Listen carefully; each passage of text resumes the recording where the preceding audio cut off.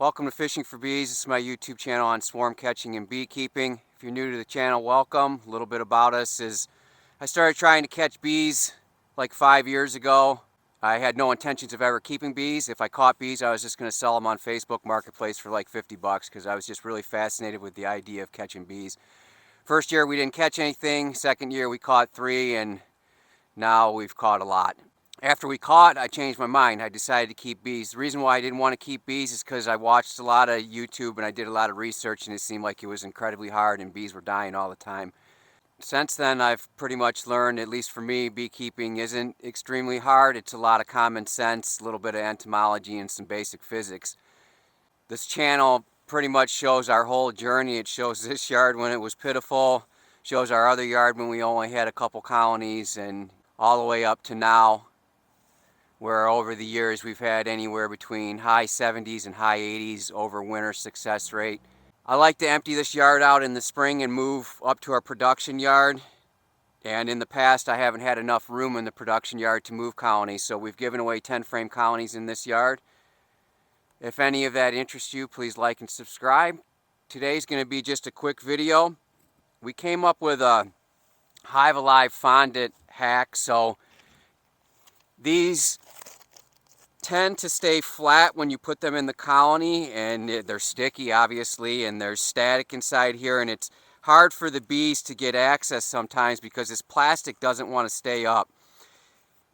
I've been thinking about ways to help that plastic to stay up, and I'm not in this endeavor to spend a lot of money or anything like that. Obviously I'm catching free bees and I'm saving $200 at a time on all the colonies that we catch.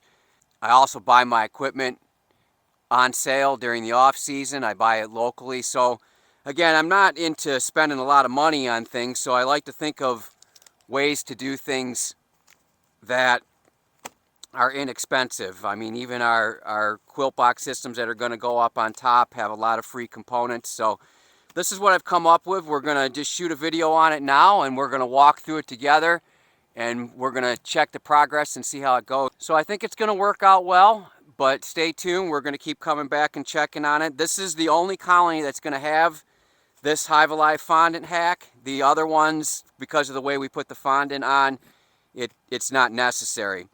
If this works well on this one, we're going to use it in our production yard with our other colony. So, the idea is for 10 frames, not for these 5 frame nukes. So we're going to get inside here, take a quick look. When we're done, we are going to put the quilt box on. I need the quilt box on for this to work. This colony right here has not been here in this yard all year. It was a pollination contract that we had, and it got very limited treatments. So here we go. Here's the idea. We're going to cut a window slightly bigger than the Jet's pizza table. I don't know what they call them, but the kid knew what they were when I went in there and asked him for them.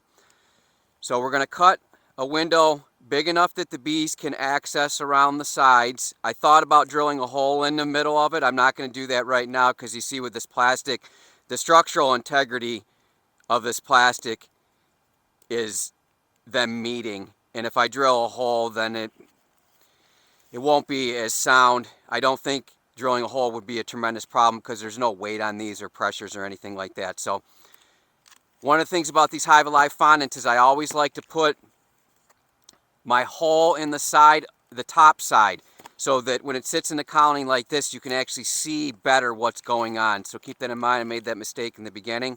So we're just going to cut a window. It's going to be slightly bigger than what I normally do, but I want to be sure that the bees have access to it. One of the things you have to be mindful of is your colony is really hot, so this is going to want to melt. But with this center disc keeping it in, the only stuff that's going to be able to melt is around the outside edges. So we're going to take this, we're going to push it in.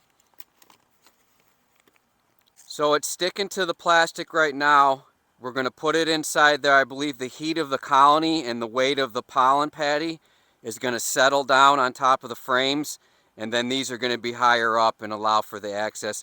Again, it's trial and error. We're going to give it a shot. I certainly am not going to spend $2 for the piece of equipment that Hive Alive is selling. I'll come up with another solution. This is one I've started with, and we'll see. I think it's starting to settle already. Again, these colonies are really, really hot. So I made the mistake of getting ahead of myself and opening up this colony. They got hot, and they got hot pretty damn quick. So I have to remember that, you know, this is not the time of season to be working bees. Bees aren't happy to be worked right now. And if you go in there, you can trigger them. They were really calm when I opened it up first, but then all of a sudden they just started coming out. So keep that in mind. There's certain times of the season that bees don't like to be worked. One of the other things is I may need to trim down these legs. I did mock it up and measure it, and it seemed to have been fine, but each quilt box is slightly different. We're going to put the pollen patty on. We're going to try and keep the table on top of one of the frames. We're going to hope that the quilt box still fits. It does. Front entrance is closed. These quilt boxes have side vents. You want to make sure that that side vent is still venting. Don't trap any bees up here. They won't be able to get out.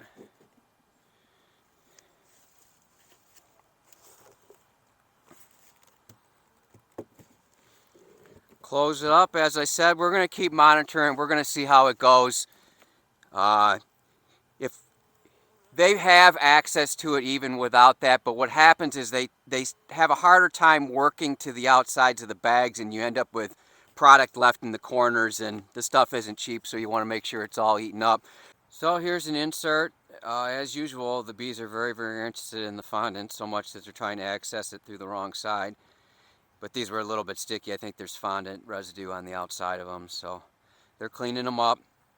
I think everything's going to work out fine. I think as they consume it, this bag's going to settle, and that pizza table is going to keep it popped up and give them more access to it. As I said, these colonies are warm, so there's settling is going to continue. This is just after about 15 minutes. We shot another video in the yard, and I took a quick peek. We're putting this on early this year. Last year we didn't do it till late December. But these colonies were not fed in this yard, and all of them are a little bit light, so we're going to go ahead and put the Hive Alive Fondant on all of them in this yard, but that'll be another video. So thanks for coming along. I hope your bees are well.